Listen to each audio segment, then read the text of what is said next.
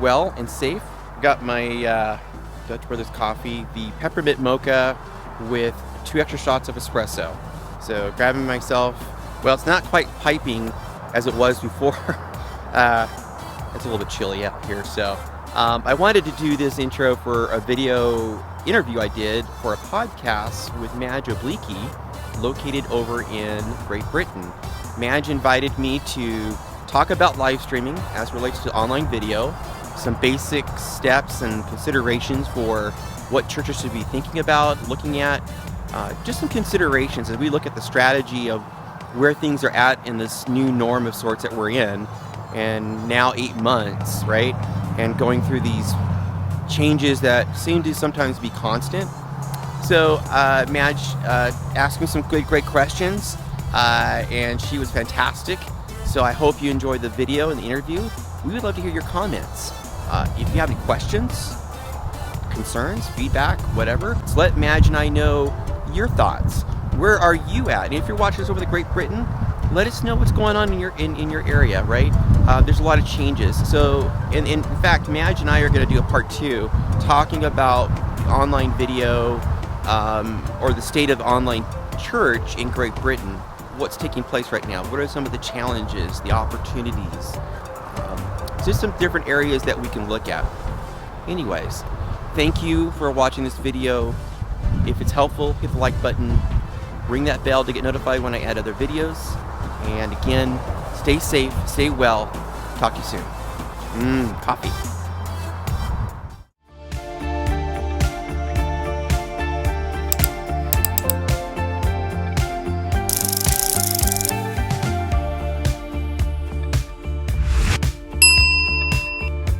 Hello and welcome to another episode of the Healthy Church Growth Show podcast. And this is episode 31. Honestly, I didn't know whether I was going to get here or not, but it's all by God's grace. And today we are talking about live streaming.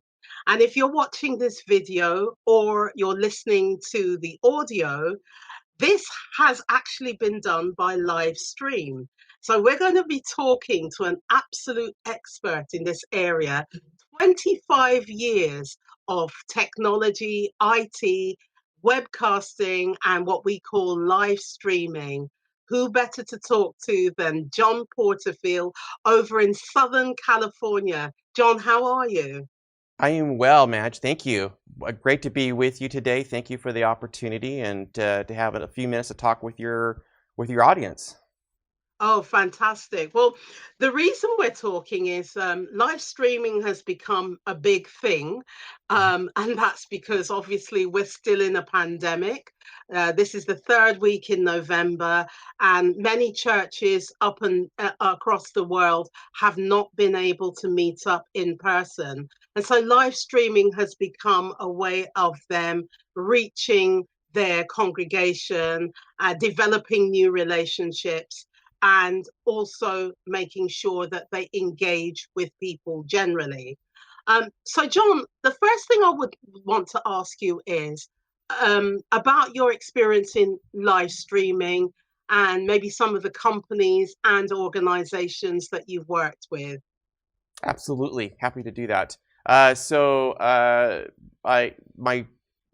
guess my jumping into the live streaming space started as a volunteer at Harvest Christian Fellowship or Harvest Ministries Great Glory at Riverside, California as a volunteer. And I was going through a transition. During that transition from a role, I was with a previous company, and a large technology OEM company, Dell Computer. And so I was transitioning out, looking, and a friend of mine said, "Hey, could you help us out?" Jumped into that volunteer role, which led to actually me coming on staff part-time and supporting some live streaming activities, in particular a large crusade event that they were planning in a few months that Harvest usually holds. So I came on board with them, started in that role, and subsequently I've worked with Amazon, as most people will know the name, but their technology, we call them AWS, Amazon Web Services, that's their technology portion of their company, and other notable type companies like Microsoft and doing strategic partnership work, between them and some other companies. And so I've kind of had a wide exposure. But from a live streaming perspective, recently I've been spending a lot of time in researching and working with Amazon and others in the live streaming community to really talk about media online, right? And what does that look like? And in particular for churches and houses of worship and other venues where people are trying to either learn and better understand live streaming or looking to make some decisions. And we're talking about where the technology is going, especially in light of the pandemic situation. Oh, thank you for that. I mean, that's there are quite a big hitters there. We're talking about local churches today, but this is all relevant. So I know that a lot of churches have used Zoom. Zoom has become, I mean, like their stocks must be off the chart at the Yeah. moment. Yep. Yeah, they But are. They've skyrocketed. I More wish like I'd it. invested. I wish I'd Yeah. invested 4 years ago when Me I first too. discovered them. Me too. I wish I had done the same thing. I was like, wait, how did I miss Yeah. this boat? How did I miss this one? Nobody told me about that. So yeah, so people know about Zoom now, and a lot Hmm. of local churches across the world are using Zoom to communicate with their congregations. Hmm. Um, but is it live streaming? Not really, right? Zoom and other type of platforms similar to the Zoom product were designed for really for the corporate world, business world, let's just say that, for web conferencing and communication. So I think Zoom became kind of an alternative. The term I used back in March, it was kind of the hair on fire moment, right? And a lot of the local churches and other organizations had to identify different tools. Zoom was obviously being utilized in the local church, and it was an easy platform to navigate to and maybe utilize it for connecting with their congregation, right, and in the communities they were with. But it's not really a live streaming platform. It wasn't built and designed to do that. And that's the difference between, and the other issues that came up with Zoom, I think people probably saw in the news were about security and different things that have come up over time. And that's just because the platform was, or the technology, the product itself was taken and utilized in different ways that wasn't originally designed to do. Can they get there and do some things to support some efforts? Sure.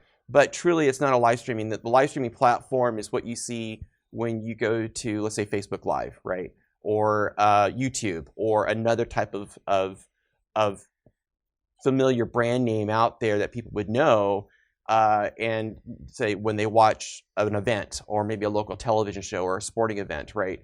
And those are hosted on different ways and different platforms that are designed.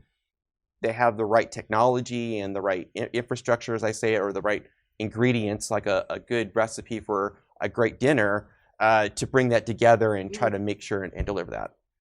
Mm. So, for the uninitiated, what is live streaming? Because we talk about it, but Right. actually, if Zoom isn't, what is?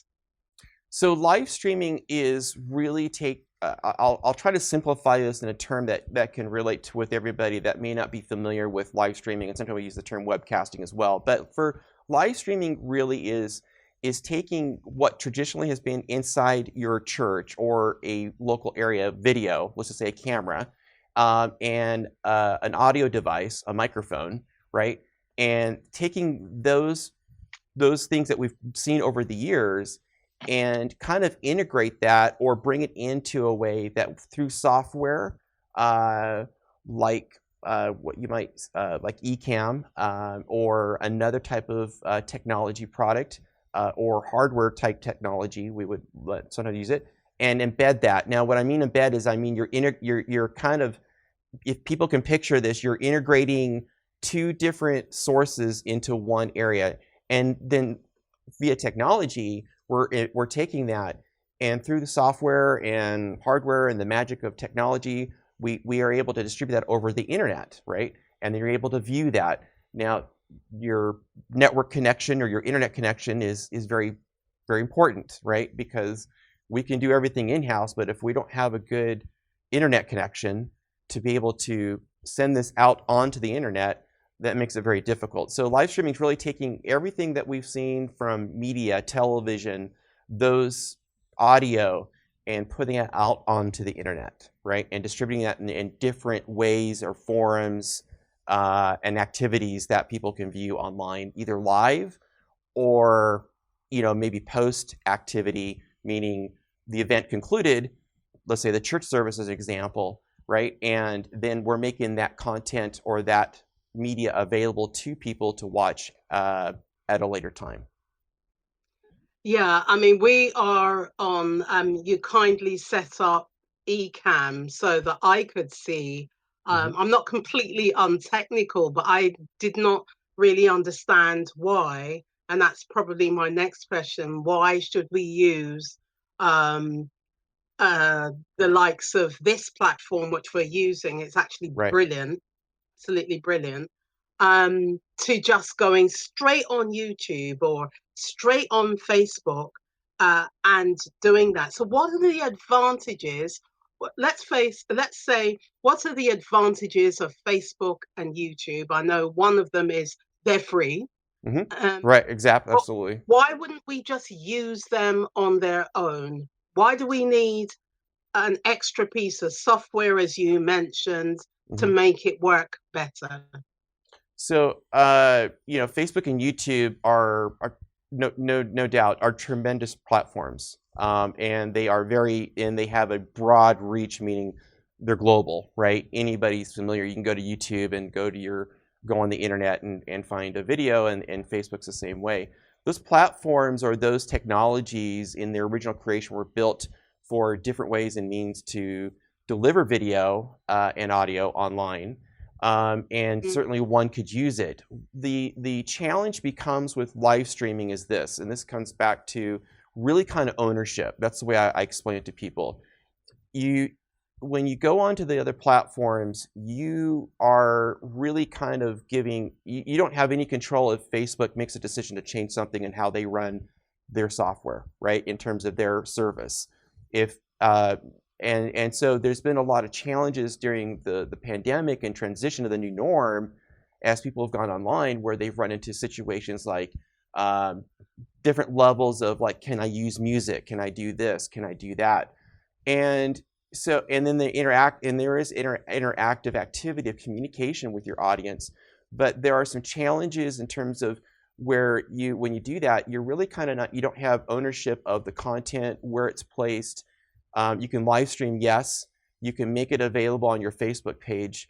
But but for live streaming in particular, and what I've worked on over the years, is what we call your archives or your audience. Where do you want your audience to go? Is that really what you want your audience to be, right? And for a church, for a local church, I think it's important that we look at it from the perspective of an online ministry, right? The same thing that we do physical, or in the physical sense of the structure, the building and the people and the pews and people coming together as the church, we're taking that online.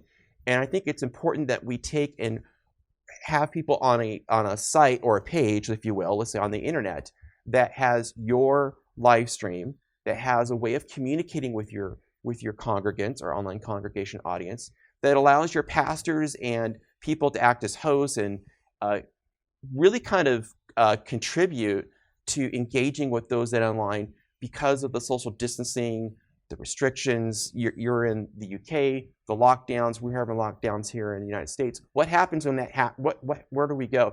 And so what we're really trying to do is really build an online ministry. That's what really simply, we're trying to develop the same approach. And so Jeff Reed, a good friend of mine out of Miami, likes to use the word phygital, right? It's physical and digital, and we're bringing that together to create an environment. So it's important to have that, and that allows you to have ownership, right? Ownership of your message, of your services, of how you handle your teaching and discipleship. And when you go to Facebook, the way we measure things in terms of numbers and how people view and interact are very different than what we're doing from a church. From a church, we're looking at the relationship. Not to say you can't Yeah. accomplish that on Facebook, right, or YouTube, but there's a different way and a process. And I think that's a bit of a challenge. It's easy to do it because it's free, no doubt about that. But if any of these platforms change their rules or policies, you don't have any way. You don't pay them, right? And if you're paying somebody to handle your live stream and you have a process in place, you manage it. I call it, you have ownership over it, right? And that's important. And for churches right now, I think that's it. We need to get them to your church page, to your website, a way of developing your online ministry. And that can only be accomplished when you kind of bring the live stream back into what people would know somewhere on the church website or some other way of somehow integrating that process into the overall mission of the local church. So you're talking about from what I'm hearing, you're talking about control really. And I love that term, phygital. Is it phygital? It is phygital. Jeff came I up with love that. it. I love it. We seem to be coming up with all sorts of new terms and ways of communicating the new norm, right? But it is really true. And it is a continuous discussion that we have in the online, myself and other peers in my realm of the world, as well as those that are pastors that I'm talking to at a local church level. They have an online ministry. And that's the goal that I have in my YouTube channel and things that we're talking about is how are they integrating the online ministry? What are they looking at? What's their focus, right? And so, I think that's right now we need that. And we need a strategy that we continue. We have an opportunity as the church more than we've ever had to reach people with not only with the good news of the gospel, but to teach and strengthen the health of those in our community, those that are facing the uncertainty of our times, those that are dealing with the lack of hope. We're seeing depression. We're seeing a lot of fatigue, a lot of other things coming into play.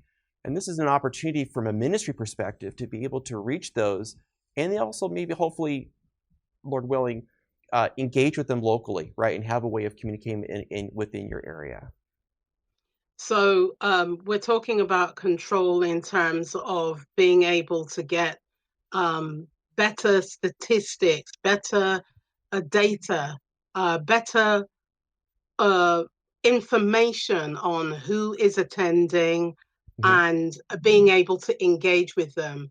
And I think what I'm hearing you say is that the traditional platforms on their own, stand alone, will not do that.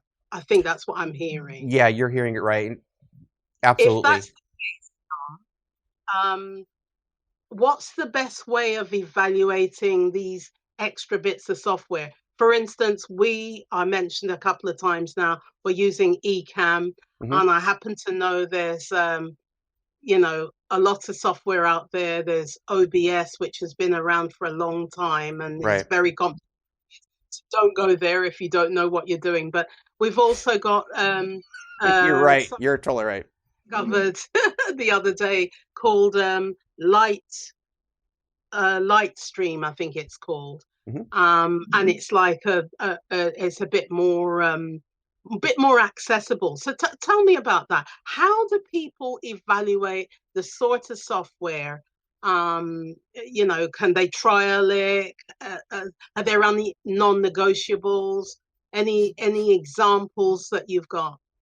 Absolutely. So I've got a few examples, and to real quick on the just a really quick rule for 1 second to touch back on Facebook. I think the other part of it I would add for your audience is not only is it the numbers of people and reaching them, it's the giving and adding those additional features of your giving moment and other things and prayer moment in parts of your live stream. Jumping back to the software, those types of bits and pieces of things that you bring together and evaluating them. Absolutely. I think I come at from an integration type perspective, and I think you have to evaluate the software. So a lot of the softwares like Ecamm, OBS you mentioned, StreamYard's another one out there that is internet based that allows you to take a camera like we're doing here today in your audio, and again we're talking about a live stream, embed that, and be able to do a live stream, record, create a podcast, right? And a lot of them are offering trials and evaluations. So I think my advice is, real simply, is the key area of testing these different platforms is looking at the requirements. What do you need, right? What's required? And then looking at if you're a pastor at a local church or somebody within the organization, do you have some people that could come alongside of you and help develop the online ministry? Maybe you have somebody who does IT work. But these software, each of these different types of software are unique into themselves, right? And they do have different characteristics. And I've really advised everybody kind of take the crawl, walk, run approach, right? Just slowly bring it in. And I have a term I call test to validate. You really need to validate that it's going to work for what you need. Do you have the right PC or Mac? Do you have the right type of audio equipment? Do you have the right camera? What type of camera would you need, right? And that kind of, if you take the time to evaluate like a software like, let's just say StreamYard or Ecamm, one's internet-based and then one's you install an app on a Mac, or it could be on another type of software like OBS on a PC, where you could have time to work with it, evaluate it. I really said, I just tell people you have to do the deep dive. And if you don't know and it's unfamiliar territory, obviously because it's very foreign as technology can be and somewhat complex, that's where people like myself and others, as part of the broader live stream church community that are on Facebook or other part, you can ask questions, right? We're here to engage and help support. It's not I don't think this is a time of saying, go do X, Y, and Z, and here's the easy button, because there is no easy button. I think we need to really look at it from the perspective of how we help each other and what resources are available that we can connect your local pastor or church with, right? And I think that's important. Yeah. So you mentioned computers, you mentioned staff. So let's take, you keep talking about hardware, but I think you mean computers really, and I do. anything I that do mean goes computers. into the. So Yeah. computers and software, do they have to have, can they use what they've got to begin with? So, for example, typically, most churches will have a laptop, some sort of laptop. Like I'm on at the moment, I'm using an ordinary laptop, and you've connected with me on this Ecamm, which I think is brilliant, by the way. This is like a revelation to me, so I shall be exploring this in a lot more detail. But do they need anything that is a bit out there to begin with, or can they use what they've got, like the woman with the cruise of oil? Yeah, so I think you're absolutely. So there's a couple of different ways you can approach it. And from the computer, and I apologize to your audience. I want to make sure I'm clear about the term. So when I mean hardware, I mean computers. And that's just the geek part of my brain coming out. You're a techie. I'm a techie. I am a techie. In fact, at Harvest, we had this little face of a little boy and doing something, and it had a propeller. So we're called propeller heads. So another story, another time.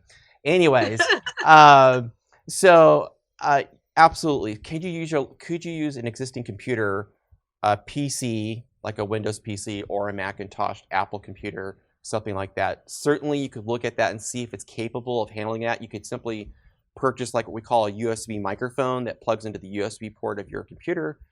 You could use a camera. It doesn't have to be a super expensive fancy camera. Like I'm using here with one of the Sonys. There are different options. And there's a group, we'll provide a link for you to share with your audience that I've connected with out of Washington State, that have been working a lot with people who are getting into live streaming. What type of equipment would you need? What type of lighting, right? At a very simple start, if I'm just trying to sort through this. So you could do that and then test with, look at the microphone, look at the camera, identify something you could use. Maybe it's an iPhone 11 Pro, if people are familiar with that, or the new iPhone 12. There are different devices. So you can use mobiles as well. Yeah, in fact, I'm getting ready to do a video on that right now. There's another company in the industry called Filmic Pro. They're used a lot on mobile phones.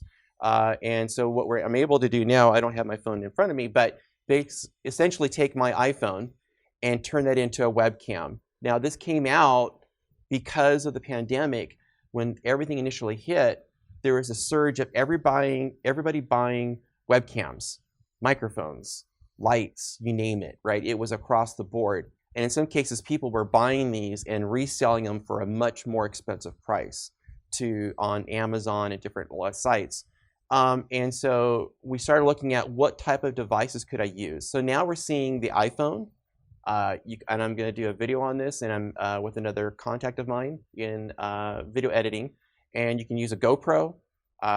There's another example, an action camera. So there are different options now that would allow you to take that, give the right, what we call perspective, right, of the view of there, and then look at how you can integrate your audio. So here's the key that I would tell people to take a look at. Blackmagic Design, they're a big production company, hardware company in the industry. They're based out of Australia, but they are all over the global. They came out with a product called the ATEM Mini. And the ATEM Mini really is just like a computer, a little different, but it incorporates your ability to pull in your audio, your video, even do like live streaming with it with one of their devices into one, so that you can centralize that and then plug that into your computer. And that can be plugged into your computer's USB port, or we would call it, and that would allow you to integrate everything into one deal. And this would allow people to kind of start at a very kind of work through the process, look at the software like we talked about. So I don't want to go too many details, but I think what we've seen is a lot of different options come out. But I would say it's real simply, yes, but you need to look at the requirements of your computer, what I call the specs, if you will, what your memory, how much space, how much memory, absolutely etc. Well, right. I want people to feel better about this. I'm using a computer at the moment, and you've kindly linked me to Ecamm. And this computer's 4 years old. It's a laptop. It does have 2 terabyte, a 2 terabyte plus external. So it's got a lot of space on it, but it's actually quite basic. And we're using this. I've got a USB microphone in, which actually didn't pick up anyway. So I'm actually using the internal microphone of the laptop.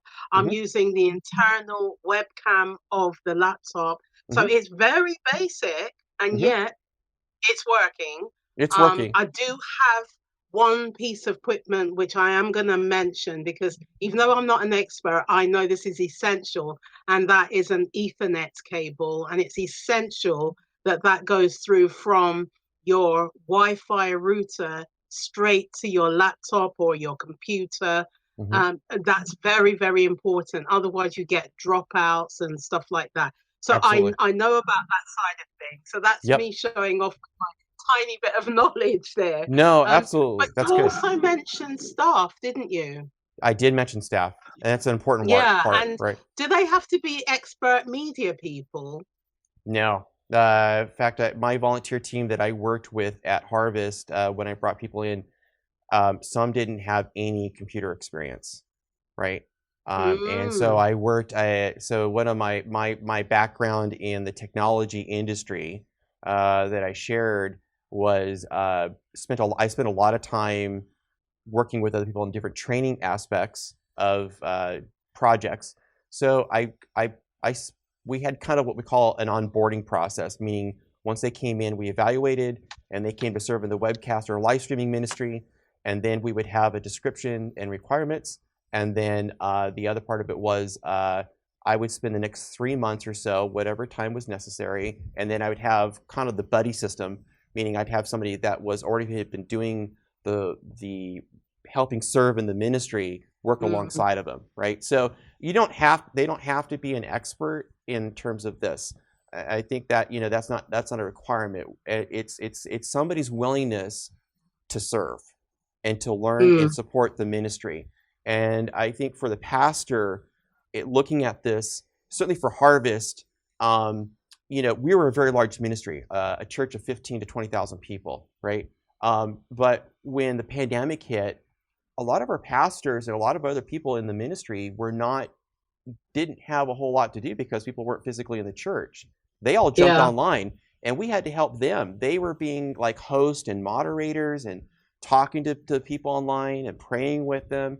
So what we're really talking about is the online ministry, right? And you're trying to develop that online ministry team as you develop what you're going to use from a technology, a computer, the software, the network. We talked about the Ethernet cable, all those type of bits and pieces that kind of culminate and bring it all together into an online ministry, digital ministry for the church. And so I think it's Warren Wiersbe who wrote a book about being a servant, right? And we all serve in one way or the other, whether you're on staff or not. I always told everybody, look, just because I'm on staff doesn't mean I'm any different than you.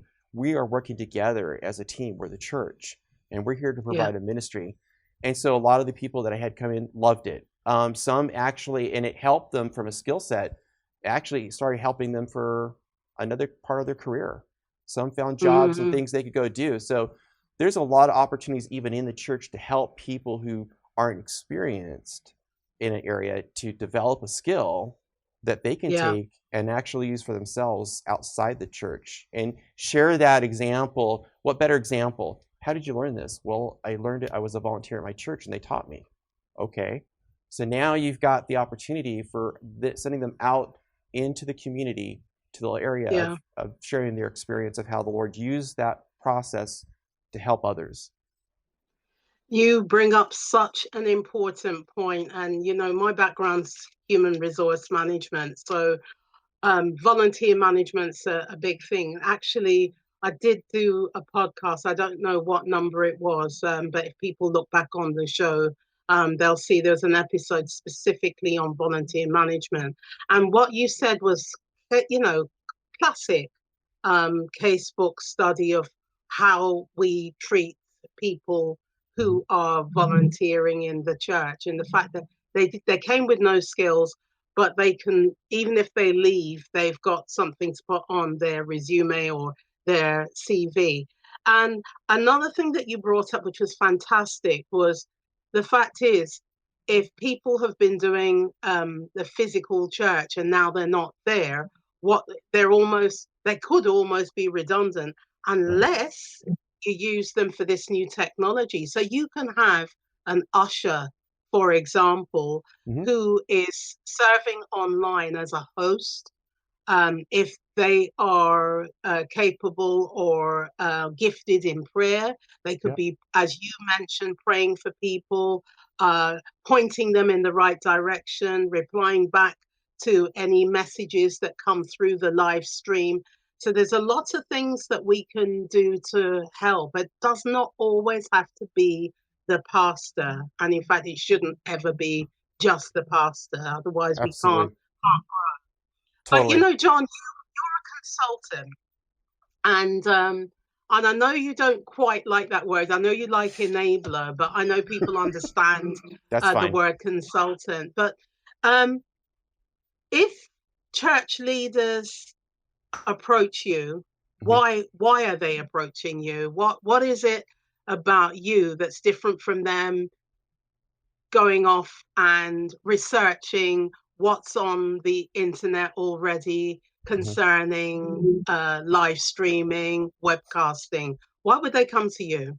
I think they're coming to me from a integration perspective. Well, I'll take a step back because that's a technical term. Let me approach it this way: they're coming to me to help provide hopefully the insight they need to make a decision on where they need to get to. So a lot of times I'll get asked like, "What's a good what should we do to upgrade our technology and computers, things to do for live streaming?" And so what they're asking for is, we need your expertise to help us kind of accelerate, push forward without having to go and research all of it. And there's still some research involved, but I think the bottom line is that it's helping them kind of adopt and accelerate. I call it there's a term that we used a while back called fast track, right? And what that means is that we're just trying to accelerate. Somebody has the knowledge and has the expertise, who's been doing this for a period of time, has the connections within the industry. We talked about Amazon. We talked about other technology companies that is kind of immersed themselves as part of their responsibility and their focus and what they're doing, and that being me, is trying to then do that and also have this experience from a live stream church ministry perspective, right? And somebody that's been on the boots on the ground, we would call it, to go out and do that, and I've done not only the weekly broadcast, but we did the large crusade events. I had to pull a team together, do online counseling, and have people do help desk online, help like IT support to support those watching the live stream when they were having a problem viewing the live stream.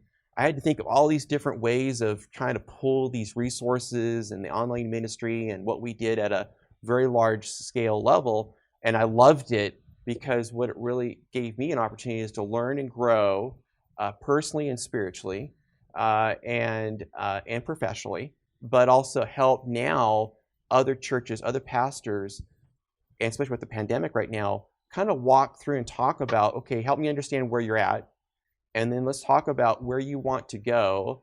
And I think the key part of this is listening, right? It's easy to push out a lot of information.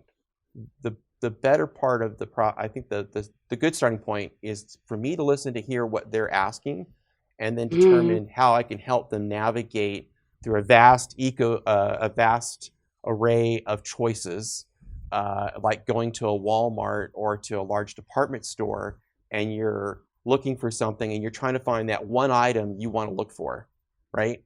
But you don't know which aisle to go on. You don't know where to start. And that's kind of what I'm trying to do, is help them get that starting point, right? And find the right aisle. So I'm the guy in the department store saying, hey, I'm over here. Do you need help, sir or madam? And where can I help? How can I help you, right? And that's always my key area, is how I start. How can I help? Almost like a personal shopper, I think. The Yeah. personal shopper of the live stream world. I don't know whether you want to can that, but I just I'll came up take with it. that just now. You came up with it. I'll take it. I'll use it. Sounds good to me. That's awesome. Um, so we're closing this, but Yes. before we do, I just want you to tell us about one case study where a church has started from almost nothing to going live and doing it with all the recommendations you put in place. Mm-hmm. Absolutely. Real quick, we can. So there was a church called Kinder Church. They're out of Anaheim, California.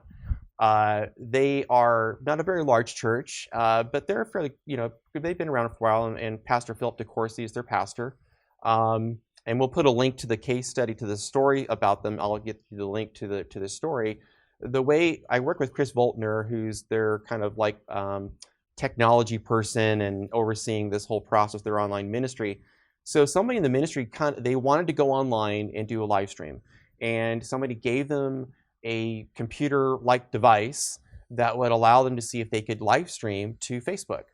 And they were trying to see how that would function, because they weren't doing live streaming at the time, and they saw that as a necessary part of their extension or part of their ministry. So Chris and he just happened to reach out to me via email when I was at Harvest, and he asked, how do they run their webcast? Chris and I met, we had a discussion on the phone, we sent emails back and forth. I came out and did a site visit. We talked about different ways, made some recommendations on different types of computer hardware that's specifically designed for live streaming, and looked at their networking, their internet, and talked about a couple other ideas that allowed them to first get a successful live stream to run on Facebook. And then they kind of launched their own online digital ministry, which the story talks more in detail about, where they now have a website. You see the live stream, you can chat with one of their online hosts, prayer. So I've kind of helped Chris go through that process. Now I would say it's probably been about, for him, a 2 to 3 year process, right? Of just working through that when we started a couple of years ago. And they just kind of, again, took that crawl, walk, run approach, right? And to develop the right strategy. Wonderful story. It's been very beneficial for them now with the pandemic, because it allowed them, even though some changes they needed to make, I connected them with another vendor called StreamMonkey. They're an online video streaming company. And I just started kind of facilitating the conversations, allowed Chris to take the time he needed to test. And so out of that case study, or that story that Chris, we interviewed him, it's a wonderful story. And so we'll put a link to it because I think people would be blessed to hear and a couple other stories about some of the churches who where they were at before online streaming or what they were looking at and to where they're at today. So it's the kind of the before after type approach. And that's so important, that we have real examples. We Mm-hmm. can talk about the theories, but what's the practice? And as John said, everything that you've heard about today, the links for the various applications and the link to John himself will be on the show notes. John, I want to thank you so much for this. I've really enjoyed working with you. Thank you. We've spoken a couple of times, and this has been a fantastic experience for me because I love technology.